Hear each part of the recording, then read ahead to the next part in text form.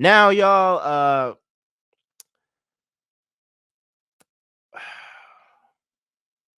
I would be remiss if I didn't like touch on this. I really would, but given the climate and what's been happening, I gotta speak on it.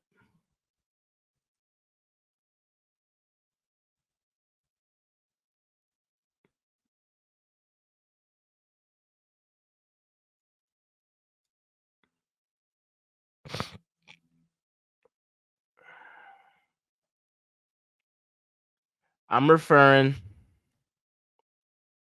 to the tragic death of Sonia Massey. She was a mother of two.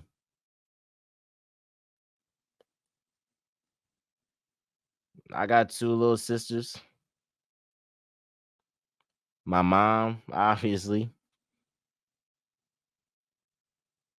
and when I saw that video, like it was definitely traumatizing. Like it brought me back to seeing that George Floyd video. Unfortunately, just like how Mammy Till had an open casket for Emmett Till, our folks really not going to get the true justice, or there's not going to be a real outcry unless there's physical evidence. Oh, I'm sorry, unless there's video evidence, or like there's got to be some visual element component. There's got to be some, right? Because when it gets to he say, she say, what did the cops say? Oh, she was running to me with boiling waters, and I rebuke you in the name of Jesus. And then you look at the video, and that's literally not what happened. She's literally not a threat at all. That was actually scared for her life in her own home, where she called the police for help, and they shot and killed her. And like, I know that real talk, we talk about sports, but there's a certain point that you can't just not speak on what's happening in the world, because sports and politics is always intertwined. They've always been. I mean, hell, in the MLB, they wasn't allowing black people in that gym. It was always political. It's just what sports fans do, whatever they don't agree with politically. I'll say it again.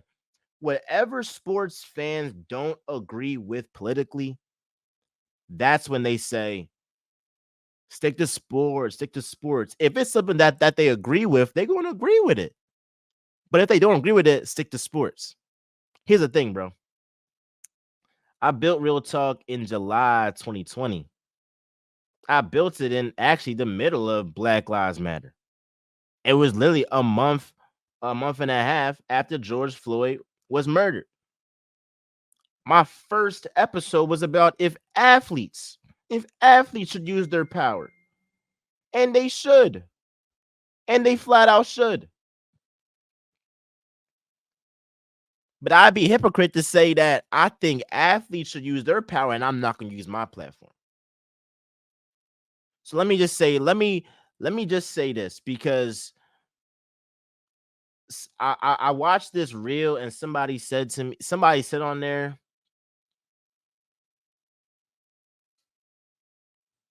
you can't use condescension on people. You gotta treat them with love. Like if we want to educate people on what's going on in this world, it can't be like condescending, bro. They're not gonna receive it well. You have to treat it with love.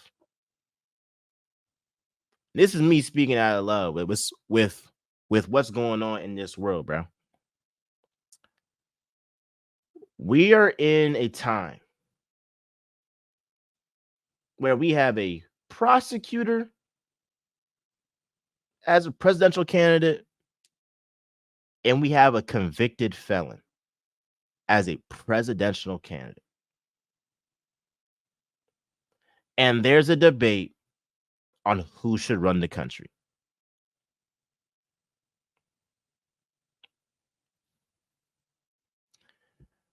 I'm seeing Republican lawmakers say that Kamala Harris being VP was a diversity hire, but they blindly support Donald Trump.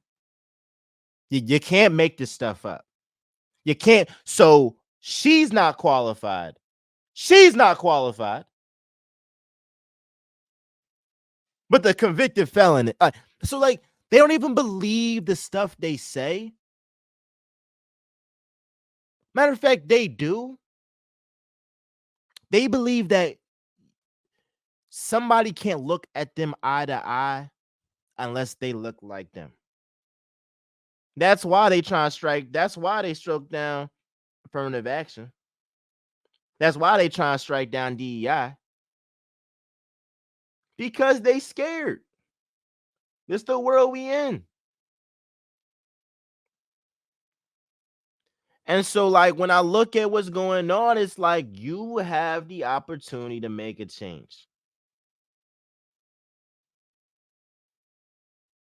Please stop worrying or harping on those $1,200 stimulus checks. If you work 40 hours a week at McDonald's for 3 weeks, you can make that John back. $1,200. I'm a grad student. Come on, $1,200. And the guy Trump put himself on the check to give the illusion that he was the one that put money in the hood. And some of y'all fell for it. Now, I know that people don't read, but it's like a lot of this stuff we gotta read, bro. We gotta read these articles because this guy Trump is talking to black folk. He's talking to folk that he feels like are not educated. And that's his whole campaign to speak to the uneducated. So you have to be educated so you don't get duped.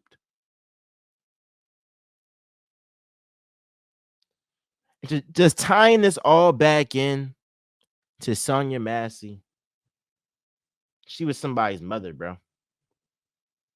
Sonia Massey was somebody's mother. And we're in a time where we have one presidential candidate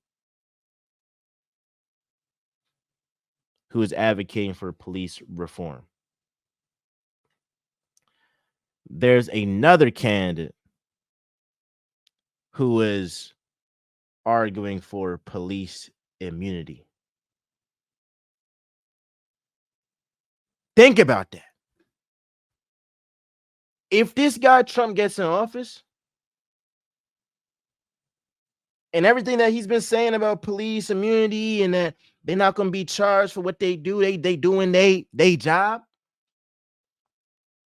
What happened to Sonia Massey would be no repercussions on that officer. He wouldn't go to jail. He wouldn't be charged for murder. None of that because it's immunity, right?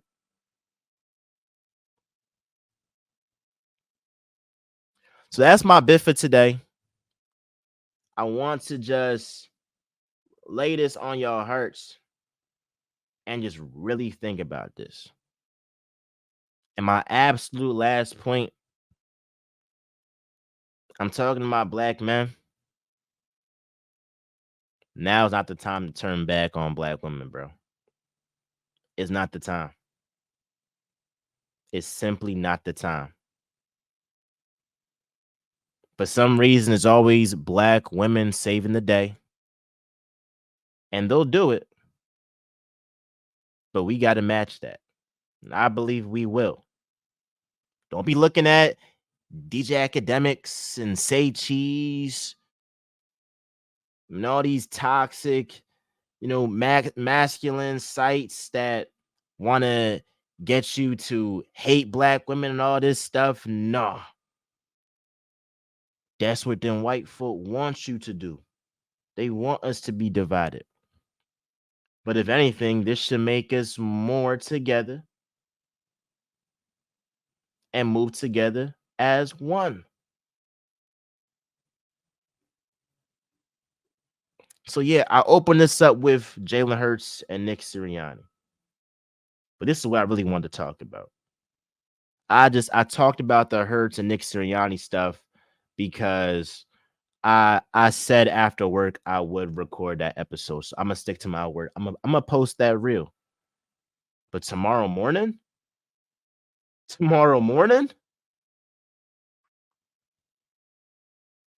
just check Real Talk Instagram. Love y'all. Be safe. More content on the way. We not stopping. Nobody stopping us. Love y'all. We out.